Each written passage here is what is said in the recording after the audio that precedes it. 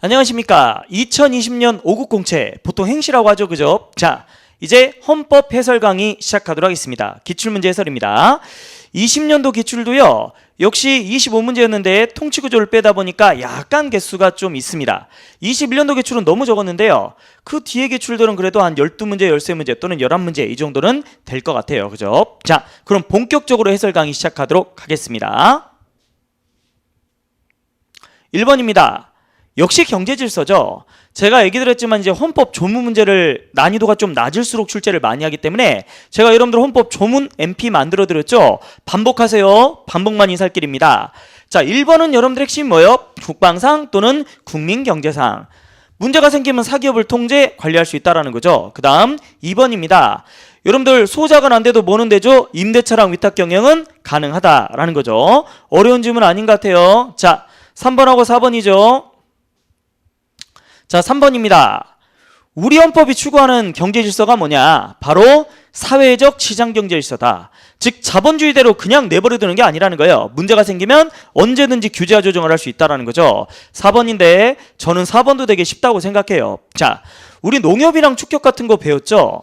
농협, 축협, 통폐합하는 것도 배웠잖아요. 잘하고 있으면 그냥 냅두는 거고 문제가 있으면 국가가 들어가야죠, 그죠? 자, 그러다 보니까 여기 보세요. 헌법 123조 5항은 농민의 자주조직을 육성할 의무도 있고 그 다음 자율적으로 활동하도록 뭐다? 보장할 의무도 있다.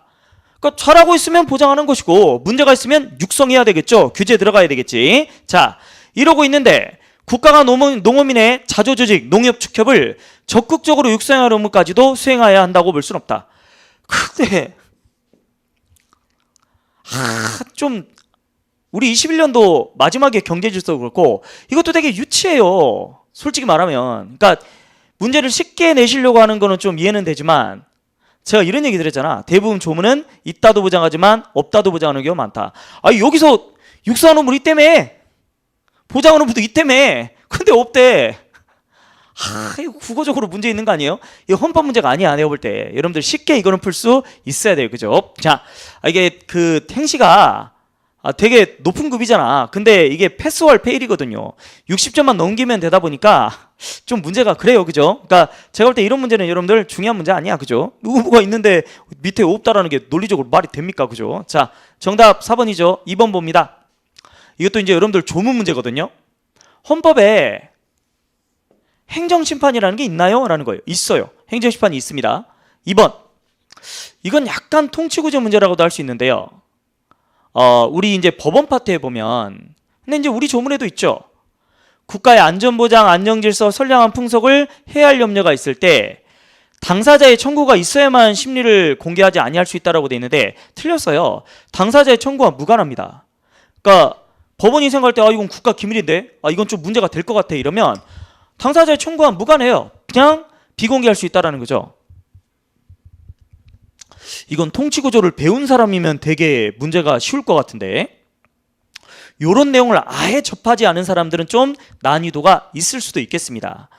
처음 접한 사람들한테는 중상까지도 올라갈 수 있을 것 같은데 글쎄요, 제가 볼 때 이제 7급 하시는 분들이나 이렇게 좀 문제 많이 풀어본 사람들은 솔직히 그렇게 어려운 문제는 아닌데 여러분들 실제 접하시는 분들은 난도가 어떻게 될지는 모르겠어요.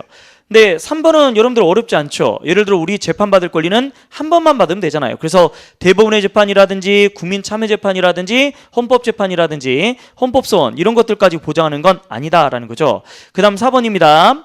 일반적인 국민, 군인 군무원이 아닌 사람은 군사법원의 재판을 받지 않습니다. 다만 이런 사람도 비상계엄이라든지 또는 뭐 우리가 기초유포군이라고 이제 두 문자 땄잖아요. 그죠? 군사장 기밀, 초병 초소 이런 경우는 군사법원의 재판을 받을 수도 있겠습니다. 그죠? 자, 상대적이긴 하지만 제가 볼 때 이건 난도가 좀 있다 이렇게 보여져요.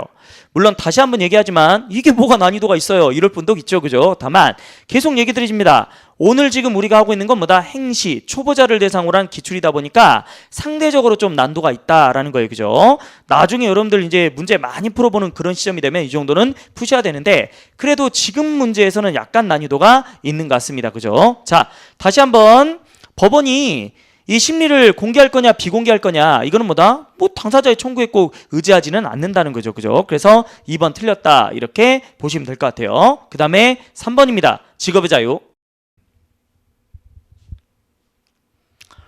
1번은 어렵잖아요. 직업의 자유, 영업, 기업의 자유, 경쟁에 참가할 수 있습니다. 솔직히 2번도 제가 볼 때는 어렵지 않죠.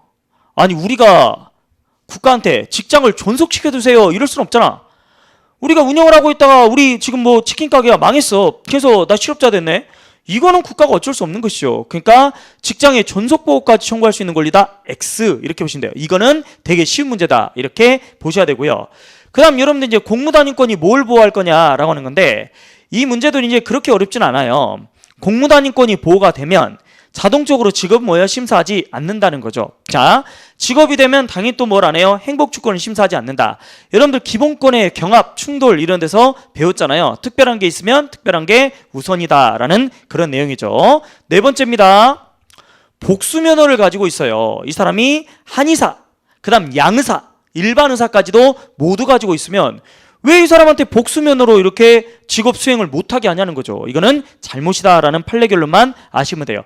다만 정답이 쉽기 때문에 이 정도는 난도가 쉬운 거다 이렇게 보여집니다. 그 다음 4번이죠. 정당은 필요한 조직을 가져야 됩니다. 그 다음 2번 목적이나 활동이 민족기본질서에 위배되면 해산될 수 있다 이렇게 얘기하고 있죠.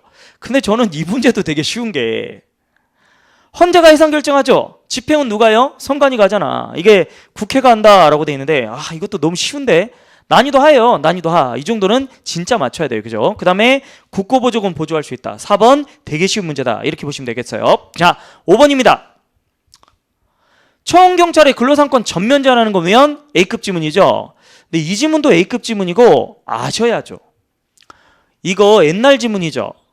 헌법에서 국가유공자 유가족, 상위군강 유가족, 전몰군강 유가족 이들도 우선적으로 보호해야 된다. 이거는 옛날 지문이고요. 최근에 이 사람들이 너무 많아졌다고 그랬잖아요. 그래서 이 유가족은 누구만 보호해? 전몰군경만 보호해. 그러니까 이 사람들은 안 돼요라는 건데 A급 지문이죠. 이 정도 맞춰야 됩니다. 그죠?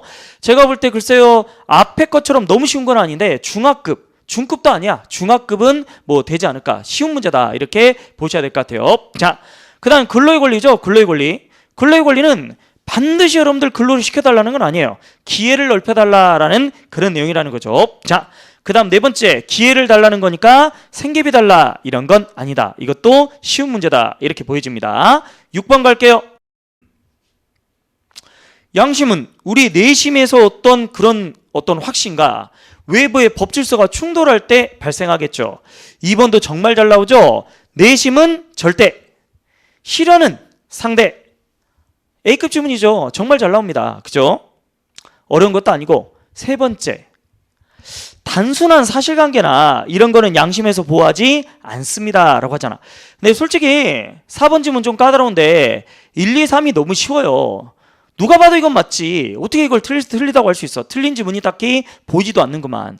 4번이 이제 양심적 병역 거부인데 우리가 양심으로 보호를 해주려면 계속 얘기하지만 그래도 뭔가 이 사람이 진실되고 그리고 윤리적 판단이라든지 옳고 그름에 대한 판단 이런 게 들어가야 되잖아요. 단순 사실관계라든지 자신의 인격이나 이런 거랑 전혀 상관없는 그런 건 보호가 안 된다는 거죠. 그래서 양심으로 보호하려면 그것이 깊고 확고하며 그리고 진실된 것인지 그러니까 정말 마음의 소리인지 이런 거와 관련이 있다라는 건데 이 지문이 솔직히 좀 어려워요. 양심적 병역 거부에서 얘기하는 건데 이 지문이 솔직히 좀 어렵습니다. 근데 제가 볼 때는 이런 지문이 있으면 이런 지문 체크해 놓자. 그리고 책에다도 담거나 이렇게 시켜놓을 필요가 있다라는 거죠. 근데 이건 정답 맞추는데 큰 지장은 없을 것 같아요. 왜? 나머지 지문이 그렇게 어렵지 않고 4번 지문을 내가 본 적이 없다고 그래도 역시 그렇게 난도가 있지는 않다라는 거죠. 아니 아무거나 다 보여주는 건 아니잖아요. 그죠? 그래서 그 양심이라는 게 진실되고 확고해야 되는 거 아니에요. 그죠? 그러니까 그렇게 어려운 건 아닌다. 이렇게 생각이 됩니다. 자, 6번 한 중정도는 아니어도 되겠네요. 그죠? 자, 7번 갑니다. 집회의 자유. 일반적으로 우리가 그 집회에서 허가 금지는 우리 검열도 마찬가지고요. 행정청이 하기 때문에 입법자가 하는 건 여기에 들어가지는 않습니다. 라는 거죠. 그다음에 2번 정말 자주 출제되는 A급이에요. 법원도 그렇고요. 국회의사당도 그렇고요. 100m 이내에 전면 집회 금지하면 이거는 침해죠. 최근에 아주 많이 나옵니다. 정답은 2번이에요. 이것도 이 정도면 제가 볼 땐 중하 아니면 하급이에요. 이 정도는 충분히 푸셔야 되겠죠. 자, 그 다음 3번입니다.